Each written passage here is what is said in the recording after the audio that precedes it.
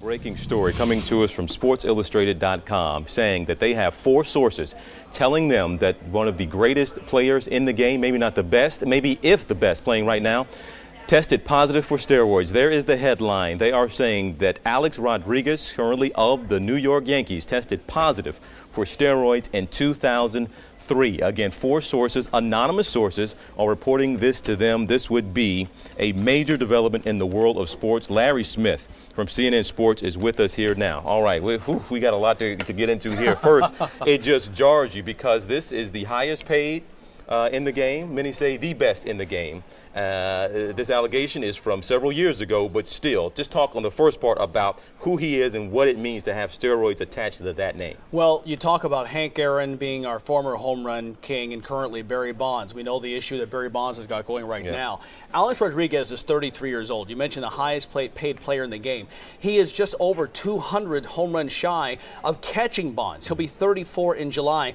This is someone who not only is right now, you can argue, the preeminent player in the game, highest paid, but also the biggest superstar and the person that everyone says will one day be the home run champion. When you see the problems that Barry Bonds is facing, Roger Clemens is facing, the difference is those guys are at the end of their careers. Alex Rodriguez is, you can argue, still in the prime of his career. He's on his way out of that possibly. But this is big for baseball.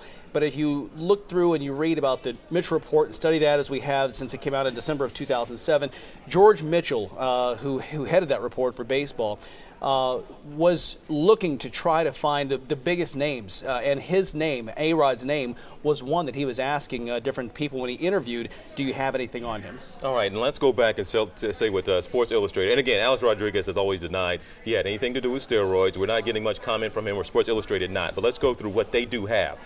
Sources saying that back in 2003, this was part of testing that Major League Baseball was doing before they actually had penalties in place for steroid use. You weren't supposed to do it, but there were no penalties in place. Walk us through what was going on. Well, there were penalties, but they were very loose, and that was sort of the joke among sports, is that it's, you can only be tested once, and it took like 5 positive tests before you got a slap on the wrist. I mean, they were very lenient penalties.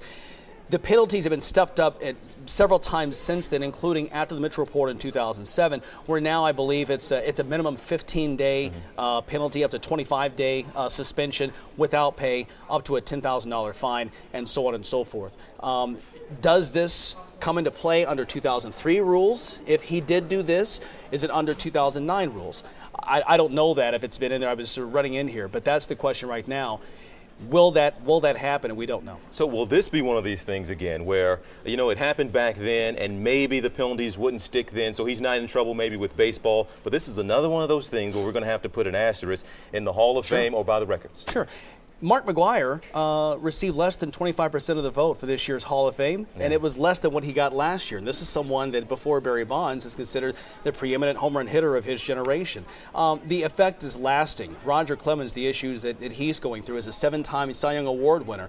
You look at what he is going through right now in terms of his Hall of Fame credibility. When it does come up, we have proof over time that this is a stigma that will be attached to him now. If this comes out and if it's proven to be true at any point, and you do have all these witnesses that say that, it's not just the records, it's not just the suspension or the money. I mean, a $10,000 fine, I think it's per diem, is probably more than $10,000. It's not a big deal for him. But again, it's the stigma long term in terms of the game. If this is the case, this is what baseball wanted to do, is clean up steroids. They wanted to go after people. There have been issues before that only the smaller names, the minor league players or players that only the most diehard of baseball fans would recognize, have been caught and had to serve a suspension or whatever.